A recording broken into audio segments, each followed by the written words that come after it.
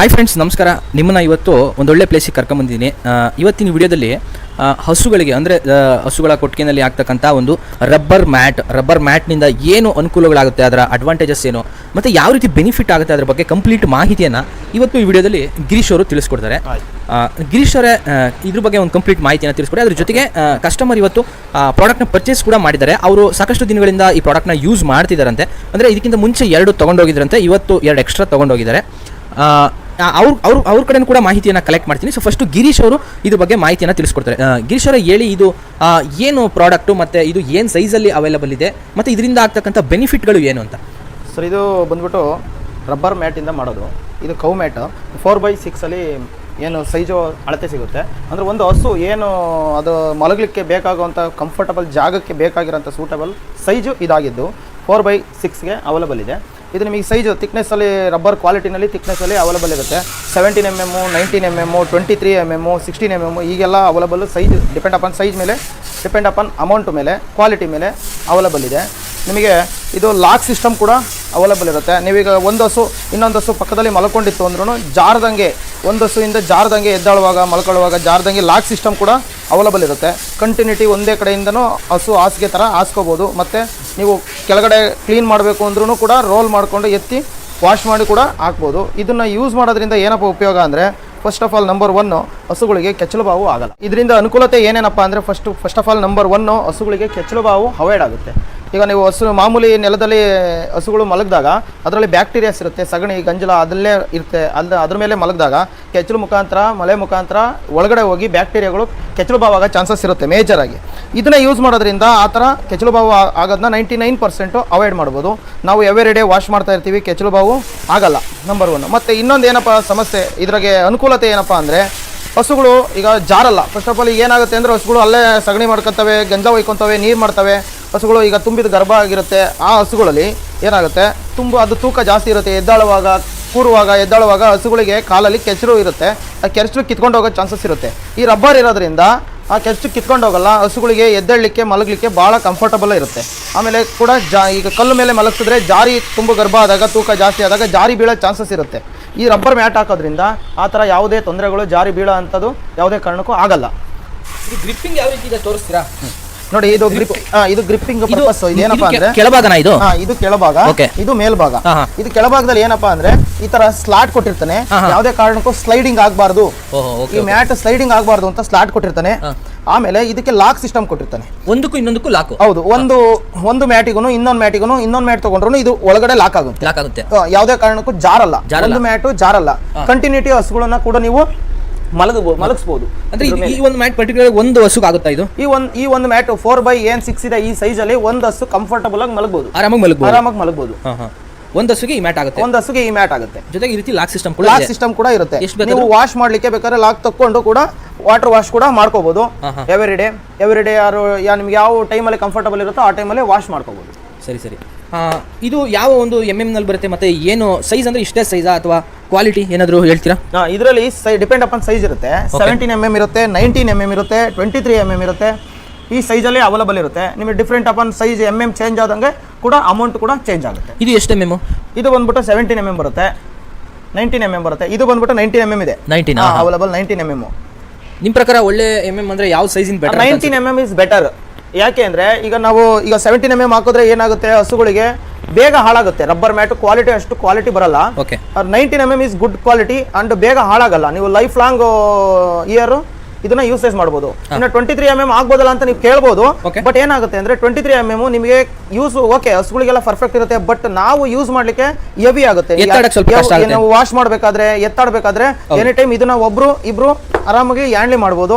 ಅದೇ 23 mm ಹ್ಯಾಂಡ್ಲಿ ಮಾಡಕ್ಕೆ ಆಗಲ್ಲ, ವಾಶ್ ಮಾಡ್ಲಿಕ್ಕೆ ಆಗಲ್ಲ ಎವ್ರಿ ಟೈಮ್. ಈ 19 mm ಇದೆಯಲ್ಲ, ಇದು ಎಲ್ಲದಕ್ಕೂ ಸೂಕ್ತ, ಪರ್ಫೆಕ್ಟ್.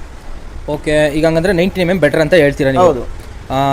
ಸರಿ, ಈಗ ಇದನ್ನ ಯೂಸ್ ಮಾಡಿರೋಂಥ ಇವ್ರು ಇದ್ದಾರೆ ಅಂದ್ರೆ, ಈ ಪ್ರಾಡಕ್ಟ್ ತಗೊಂಡಿದಾರಲ್ಲ, ಅವ್ರ ಬಗ್ಗೆ ಅವ್ರ ಹತ್ರ ಒಂದಷ್ಟು ಮಾಹಿತಿನ ಕಲೆಕ್ಟ್ ಮಾಡೋಣ. ಸರಿನಾ ಸರ್? ನಮಸ್ಕಾರ, ನಿಮ್ಮ ಹೆಸರು? ನಮಸ್ಕಾರ, ಉಮೇಶ್ ಅಂತನಾ? ಬಾಣವರ. ಸರ್, ನೀವು ಪಶುಸಂಗೋಪನೆಯನ್ನ ಮಾಡ್ತಾ ಇದ್ದೀರಾ? ಸರ್, ಈಗ ಈ ಮ್ಯಾಟ್ ಅನ್ನ ತಗೊಂಡಿದ್ರೆ ಇದಕ್ಕಿಂತ ಮುಂಚೆ ನೀವು ಈ ತರ ಮ್ಯಾಟ್ ನ ಯೂಸ್ ಮಾಡಿದಿರಾ? ಈ ರೀತಿ ಮ್ಯಾಟ್ ಗಳನ್ನ ಯೂಸ್ ಮಾಡೋದ್ರಿಂದ ಏನಾದ್ರು ಬೆನಿಫಿಟ್ಸ್ ಇದೆಯಾ ನಿಮ್ಮ ಪ್ರಕಾರ? ನೀವು ಯೂಸ್ ಮಾಡಿರೋದ್ರಿಂದ ಏನ್ ಬೆನಿಫಿಟ್ಸ್ ಅಂತ ಹೇಳಿ ಸರ್. ಹಸುಗಳಿಗೆ ಏನಾಗುತ್ತೆ, ಸ್ವಲ್ಪ ಮೆತ್ತಗಾಗುತ್ತೆ, ಕಾಲಿಡಕ್ಕೆ ಎಲ್ಲದಕ್ಕೂ ಮೆತ್ತಗಾಗುತ್ತೆ, ಮಲಗಕ್ಕೂ ಮೆತ್ತಗಾಗುತ್ತೆ. ಆಮೇಲೆ ಕಾಲು ನಾವು ಗಾರೆ ನೆಲ ಮಾಡಿದೀವಿ, ಆ ಗಾರೆ ನೆಲದ ಮೇಲೆ ಇದನ್ನ ಹಾಕಿದ್ರೆ ಕಾಲನ್ನ ಮಂಡಿ ಚಿಪ್ಪು ನೆನೆ ಇದಾಗಲ್ಲ, ಎದ್ದಬೇಕಾರೆ ಎಲ್ಲ ಇದು ಮಾಡ್ಬೇಕಾರೆ ಕಾಲು ತರಿಯಲ್ಲ, ಆಮೇಲೆ ಹಸುವಿಗೆ ಕೆತ್ತುಭವ ಆಗಲ್ಲ, ಆಮೇಲೆ ಸಗಣಿ ಹಾಕುತ್ತೆ, ಸಗಣಿ ಹಾಕಿ ಅದು ತುಳ್ಕೊಳುತ್ತೆ. ಅವಾಗ ಇದನ್ನು ತೊಳೆದ್ಬಿಟ್ರೆ ನೀರಲ್ಲಿ ಹಿಡಿದ್ಬಿಟ್ರೆ ಸೀದಾ ಹೋಗ್ತಾ ಇರುತ್ತೆ. ಅದರಿಂದ ಇದು ಒಳ್ಳೇದು ಅಂತ ಹೇಳ್ತಾ ಇದ್ದೀವಿ. ಇದಕ್ಕೆ ಮುಂಚೆ 2 ಯೂಸ್ ಮಾಡಿದ್ದೀವಿ, ಅದು ಚೆನ್ನಾಗಿದೆ. 2 ಹಸು, ಒಂದು ಹಸು ಒಂದ್ಮೇಲೆ ಕ್ಲೀನ್ ಮಲಗುತ್ತೆ. ಸರಿ, ಅದರಿಂದ ಹಸು ಯೂಸ್ ಇದೆ ಒಟ್ಟು ಚೆನ್ನಾಗಿ. ಈಗ ಮತ್ತೆ 2 ಪರ್ಚೇಸ್ ಮಾಡ್ತಾ ಇದ್ದೀರಾ ಸರ್? ಇದು ನಿಮ್ಗೆ ಏನಾದ್ರು ಹೊರೆ ಅಂತ ಅನ್ಸುತ್ತಾ ಈಗ? ಯಾಕೆಂದ್ರೆ ರೇಟ್ ಜಾಸ್ತಿ ಅಥವಾ ಅಂದ್ರೆ ಮಾಮೂಲಿಯಾಗಿ ಒಂದ್ಸಾರಿ ಕೆತ್ತುಭವ ಆದ್ರೆ 2,000 ರೂಪಾಯಿ ಖರ್ಚಾಗುತ್ತೆ, 1,000 ರೂಪಾಯಿ ಅಂತ ಖರ್ಚಾಗುತ್ತೆ. ಇದು 3,000 ರೂಪಾಯಿ ತಗೊಂಡೋದ್ರೆ ನಮ್ಗೆ ಹೊರ್ತು ಅನ್ಸಲ್ಲ.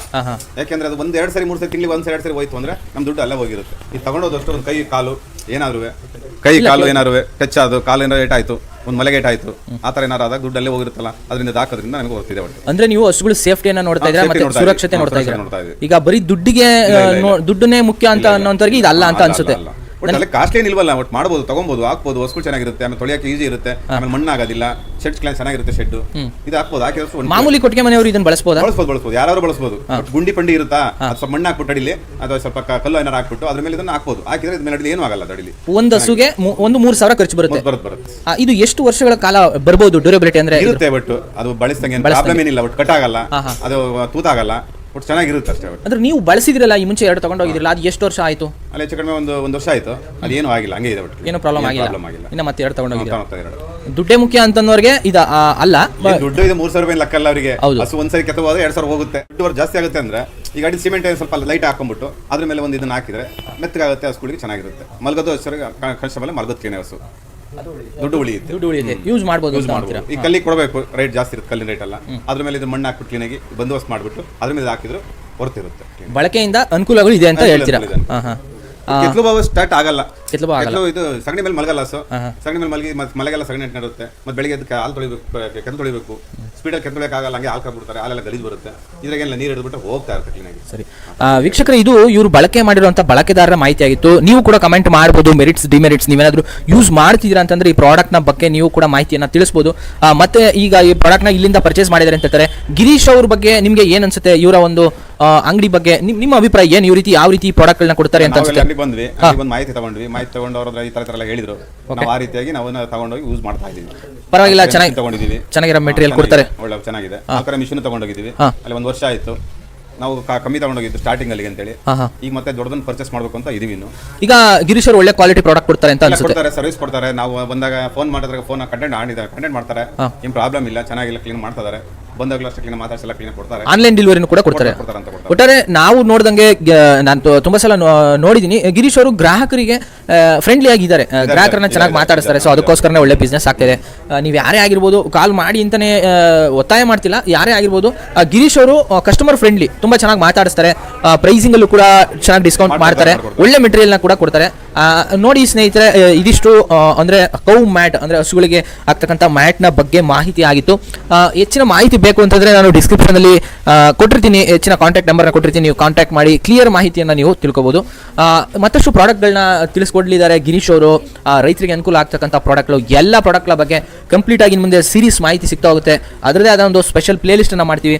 ವೀಕ್ಷಕರ, ಮುಂದಿನ ವಿಡಿಯೋದೊಂದಿಗೆ ಸಿಗ್ತೀವಿ.